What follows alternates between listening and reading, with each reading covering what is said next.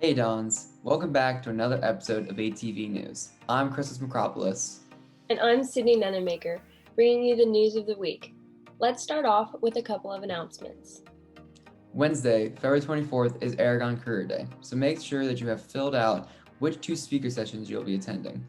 The link to sign up and find which speaker interests you is located at both the Aragon Campus dashboard and the A-Town Today course.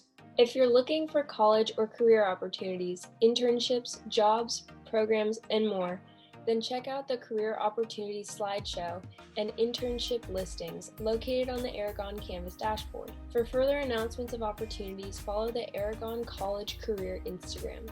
Hey, wait a minute, Sydney. Isn't there a new Aragon class this year? Yep, it's the Ethnic Studies class, which is a semester-long class that all of the freshmen have to take. Let's take a more in-depth look at what the class is all about. It's divided into 4 units. It's a freshman course, and it's a 1-semester course. So we do a unit on identity, and then race and ethnicity. We do a unit on gender and sexuality from a civil rights perspective, and then we do a unit on transformation and change. And there's an activism component to that. It's like a project for the final. Ethnic Studies is not your average history class. It's a class that's designed to help students find a better understanding of themselves in the context of both history and modern society. It focuses on the counter narrative to history, unlike your traditional history courses, which tend to focus on the more dominant narrative.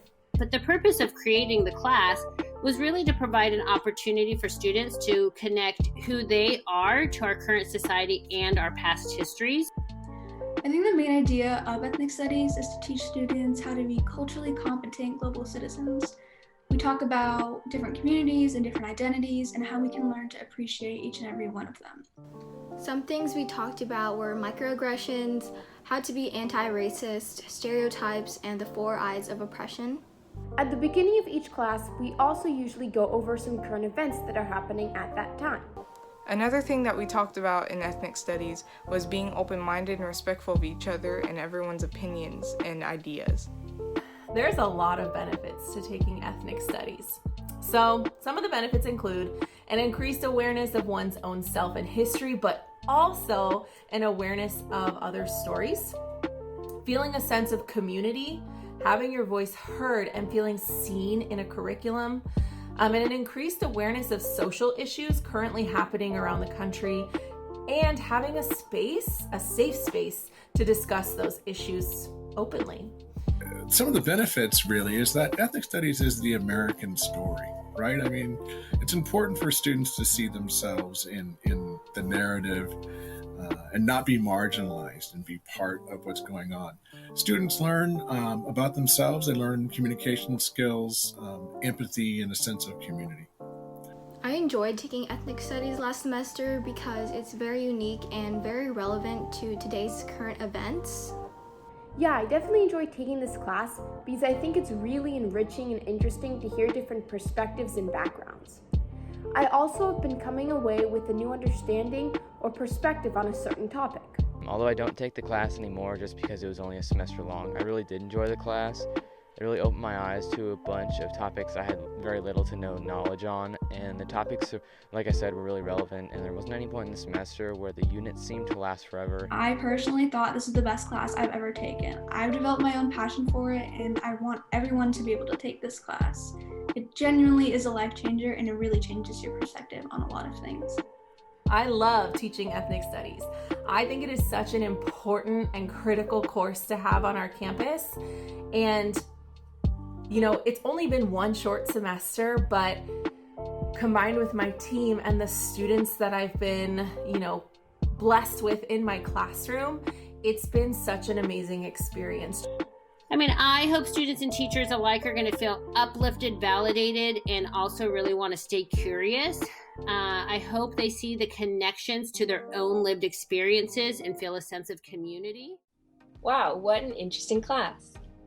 Couldn't agree more. Can't wait to see how the class evolves and grows in the next years. We actually have a quick announcement for just the freshmen. The Class Council of 2024 has been making freshman spirited t-shirts. So when we go back, our school spirit will still shine. Check out the link below to order the t-shirts. You can also find this link on the Aragon Canvas dashboard. If you're interested, make sure to order before Thursday, February 18th. Also, Dons, the Rally Lunchtime Zooms will be continuing for another couple of weeks. Senior lunchtimes are on Monday, juniors are on Tuesday, sophomores are on Thursday, and freshmen are on Friday. So make sure you and your friends go and hang out. The Aragon Theater Department and Advanced Drama students have a very special project to share with the Aragon community. Here's a sneak peek. Hello, everybody. My name is Shane Smewen. I am the theater teacher here at Aragon, and these are my advanced drama students. We have been working on an original project about this crazy year 2020, COVID-19, learning online, the election, and all the other crazy stuff. And this is our little song about all of that.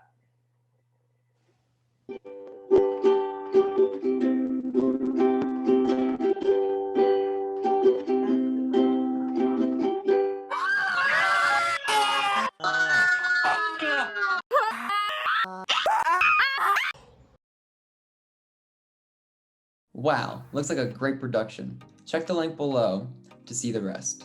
I'm betting you're now wondering what other communities of Aragon are doing at this time, such as the Aragon sports community. Here's a quick peek into how they're adapting to the current situation. I think that sports are a really big part of Aragon's student body. At first thought, in the COVID environment, I see it as a good outlet to maintain some sense of community that has been lost throughout the past year. I think it's so important that sports are back in a safe way to get kids out of the house and moving again, whether it is actually in competition or not. Athletics are really important. Exercise is crucial to being healthy, and as an athlete myself, I find it important to continue to improve regardless of the situation. And so I think even under the current restrictions and with COVID-19, it's important to practice. Some concerns I have about sports during COVID is someone testing positive, because that's going to have a major impact among all the other people that were surrounded by them. I think, given the situation, I think it would be quite foolish to not be concerned. All of my concerns really revolve around the safety of the students that I serve. You know, I am eager for kids to get out and start playing and competing again. But at the same time, I do not want to be reckless. I do not want them to contract the disease. I don't want them to transmit the disease. Of course, getting the virus, because even though we take all the precautions, we still have a higher chance of getting COVID, which is scary to think about.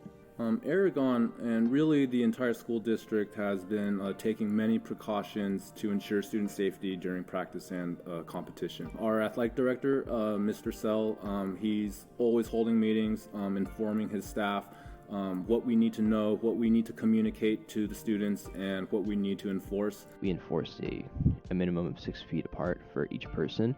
If we are using equipment, we make sure to sanitize it before every person uses it in order to try and prevent virus spread. Obviously, we spend a lot of our time separate so we don't come into contact as much. If we're doing a group exercise, we won't do it all together. We'll stagger ourselves so that there's space we can distance.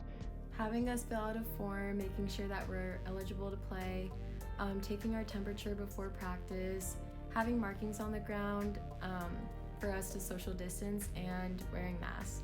Health and safety is still the #1 priority. Especially important to not only make sure that I myself am staying safe, but that I'm also doing everything in my control to make sure that my teammates are safe as well. I am highly confident that the purple sports and the red sports will play. If you would have asked me 2 weeks ago, I would have said every sport that's an orange sport or a yellow sport has no chance. But now it's possible. I still think it's going to be, a lot of incredible changes that would have to take place. But I'm not ruling anything out. The data is showing that that it is safe to play even the highest of contact sport. If given the opportunity, I would not choose to have my season play out normally, just because the more days that you're outside with other people, there's just a higher chance of getting COVID.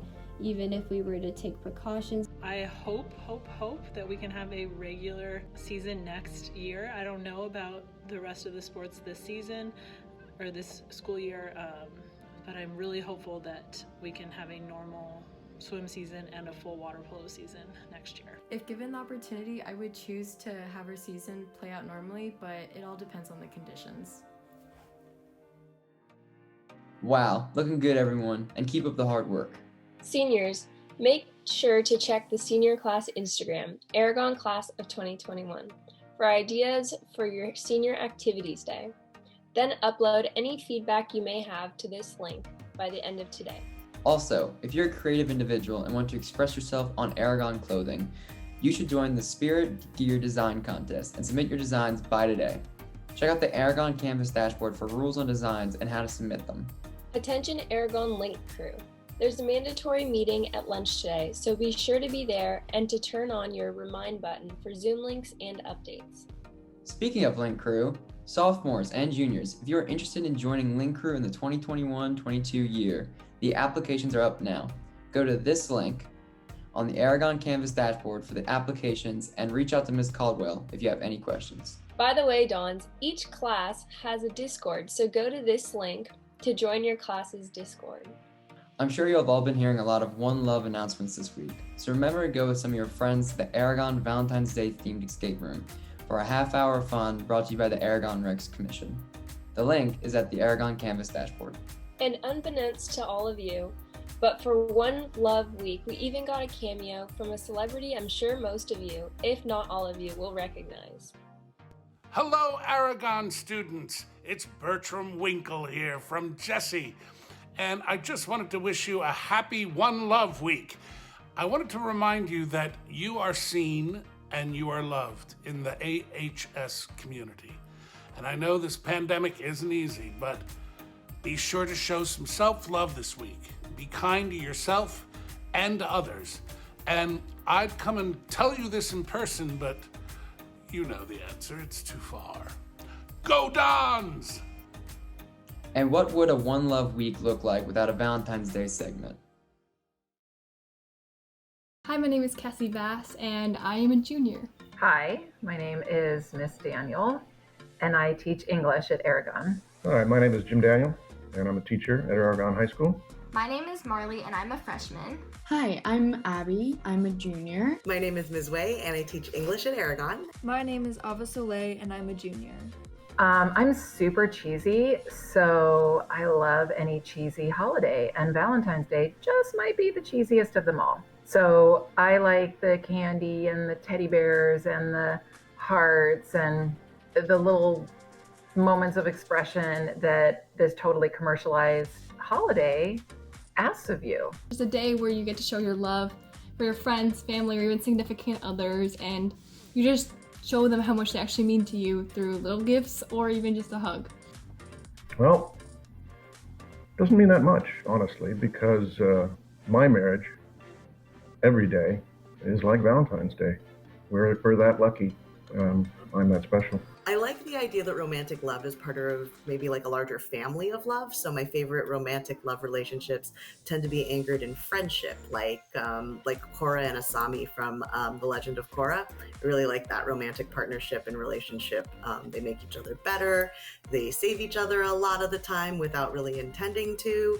It just happens because that's an extension of the way that they care about each other.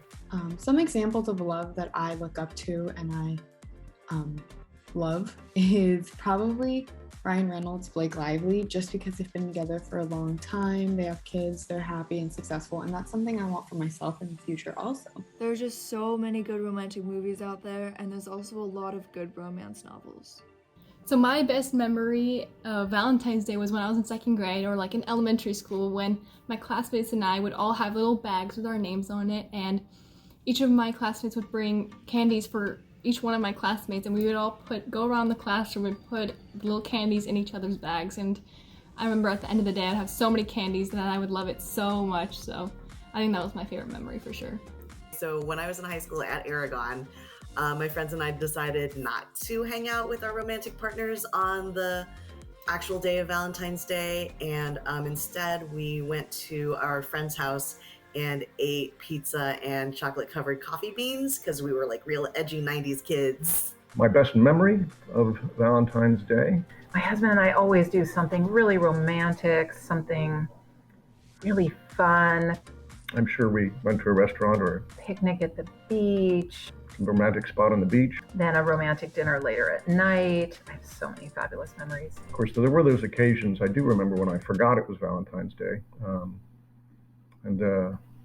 The garage, sleeping in the garage was actually not as uncomfortable as I anticipated. Well, I think this year it'll obviously be different. I will maybe still be able to see my friends in a park, socially distanced with masks, and it'll just all be different, but just connecting with them and just seeing people you love is a good way to spend Valentine's Day. Celebrating little holidays like Valentine's Day is super important because it gives a sense of change in our lives, and that's especially important now because I know that everyone is feeling the way I am about how every day feels the exact same. You can't let a chance for a celebration or a holiday go by. You just can't.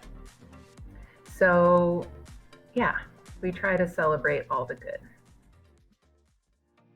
Make sure to text your friends and loved ones this Valentine's Day to show your appreciation, and we hope that everyone has an amazing Valentine's Day.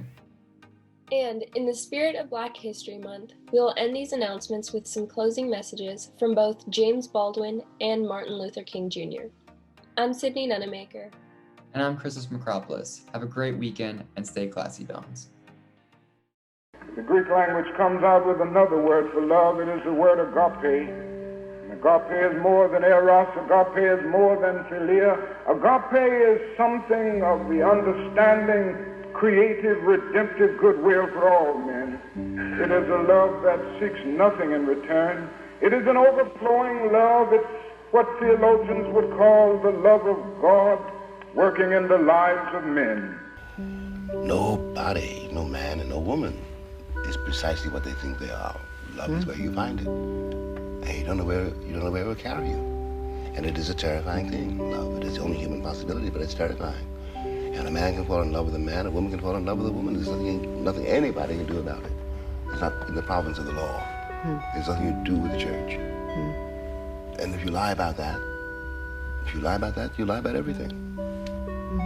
And no one has a right to try to tell another human being whom he or she can or should love. And this is what Jesus means, I think, in this very passage when he says, love your enemy. And it's significant that he does not say, like your enemy. Like is a sentimental something, an affectionate something. There are a lot of people that I find it difficult to like. I don't like what they do to me. I don't like what they say about me and other people. I don't like their attitudes. I don't like some of the things they're doing. I don't like them. But Jesus said, love them. And love is greater than like. Love is understanding, redemptive goodwill for all men, so that you love everybody because God loves them. You refuse to do anything that will defeat an individual because you have agape in your soul. It's about what happens to you if you can't love anybody. It doesn't make any difference whether you can't love a woman, can't love a man. If you can't love anybody, you're dangerous. Because you have no way of learning humility. No way of learning that other people suffer. And no way of learning how to use your suffering and theirs to get from one place to another. In short, you fail the human responsibility, which is to love each other.